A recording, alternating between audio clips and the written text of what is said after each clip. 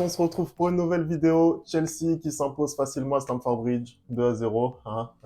Une petite balade de santé devant une énorme ambiance. Devant un cimetière, on peut le dire, hein, devant un cimetière, C'est tellement incroyable. le Stamford Bridge était silencieux en cet après-midi. J'ai pas trop compris, mais bon, quand on voit les résultats de l'équipe, c'est peut-être normal. Hein. Bon, en tout cas, il y a deux, trois choses à dire. On va envoyer le générique et on en parle juste après. C'est parti.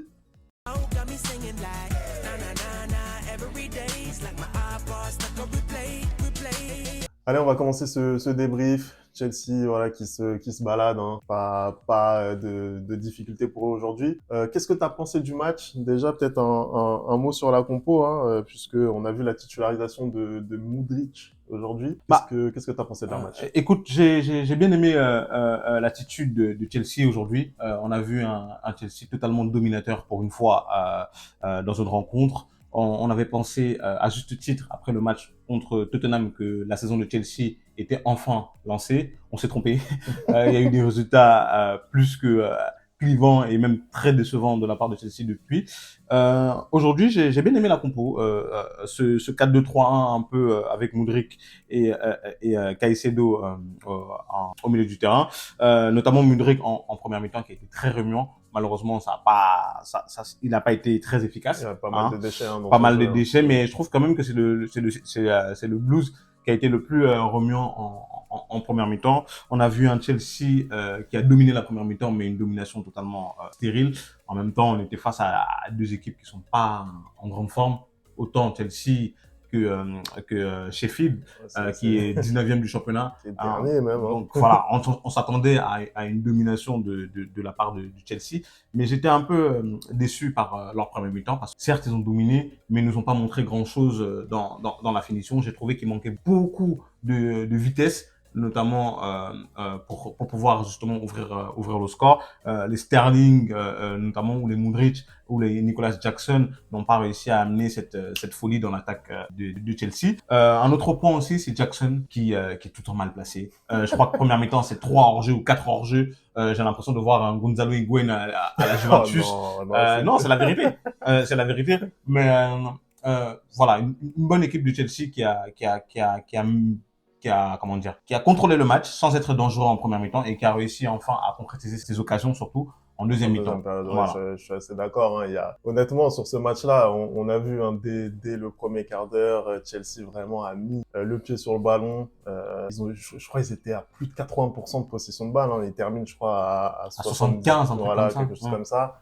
Donc, ils ont vraiment, de façon territoriale, mis la pression sur cette équipe de Sheffield hein, qui a pas existé. Peut-être sur une occasion, peut-être une frappe enroulée qu'il y a eu en milieu de première période, mais sinon, on n'a rien vu de la part de Phil, mais c'est vrai que voilà, clairement aujourd'hui en première période, il y a eu un manque d'imagination. Moi, j'ai trouvé quand même ça ronronnait beaucoup.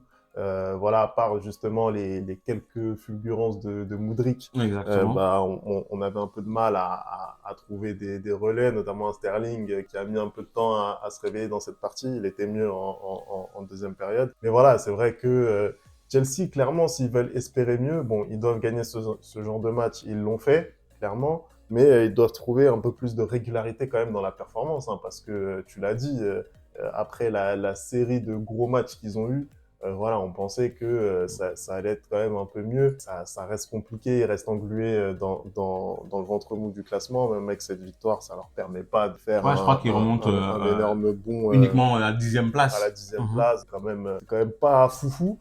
Après, voilà, en deuxième période, justement, là, on les a trouvés beaucoup tueurs. Et notamment à l'image d'un Sterling qui là a rehaussé son niveau, il est impliqué sur les deux buts. Oh, ouais, il est impliqué sur les deux. Donc effectivement, ouais, là, il y a eu plus de réalisme.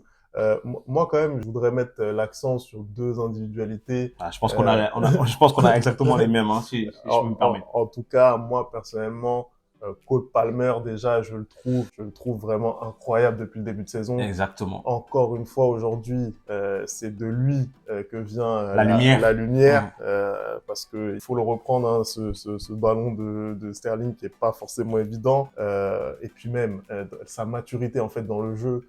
la précision de ses dribbles, vraiment son pied gauche très très mal aux adversaires. Et si je peux me permettre, Mm. comme tu le dis, je suis totalement d'accord avec ce que tu viens de dire sur Cole Palmer. Si je peux ajouter quelque chose, j'ai envie de dire que ces derniers temps, c'est toujours par lui que commence la révolte, en fait. C'est toujours lui qui sonne la révolte dans cette équipe de Chelsea.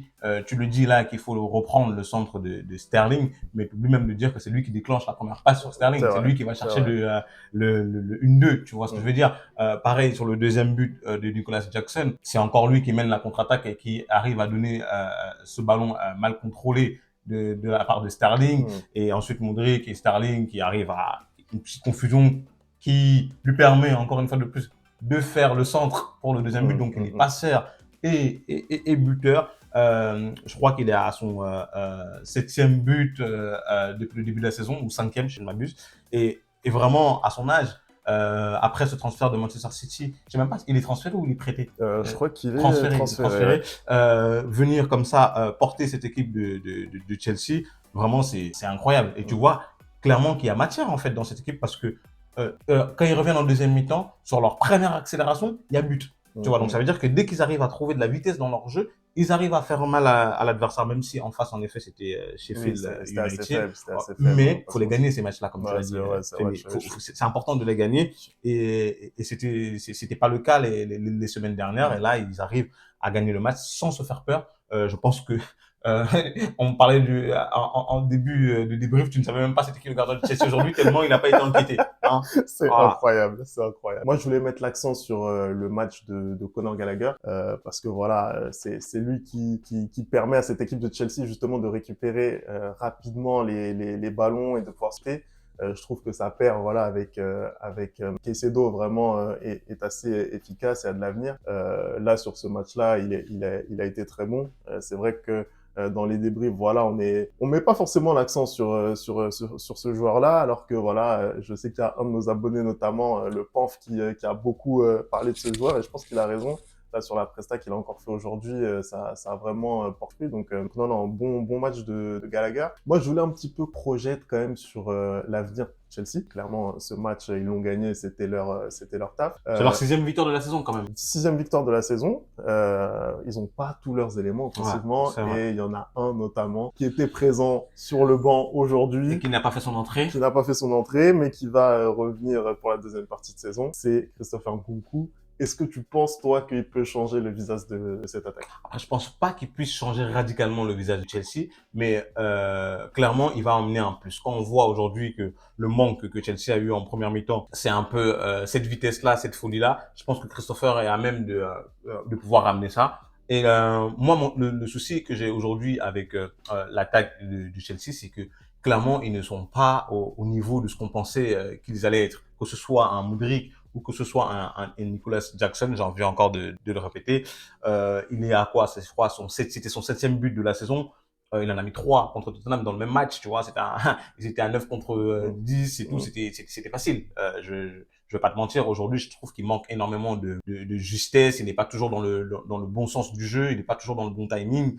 Moudric, il fait beaucoup de bonnes choses, mais il manque la finition. Il manque la finition. Et je pense qu'aujourd'hui, la défense de Chelsea est plutôt bonne. Et je pense que le milieu de terrain de Chelsea aussi est plutôt bon quand on voit justement cette formule avec Gallagher et Caicedo. Mais le manque aujourd'hui, c'est l'attaque. L'attaque doit se réveiller et on ne peut pas se permettre d'avoir un Sterling qui rentre dans son match à la 50e minute. Tu vois, c'est pas possible. Ils doivent rentrer dans leur match bien plus. Ils doivent maîtriser les matchs comme ce fut le cas aujourd'hui, mais aussi avoir la. ouais, je suis assez d'accord sur le constat. Bon, après, Nkunku, moi, je trouve que c'est un très, très bon joueur.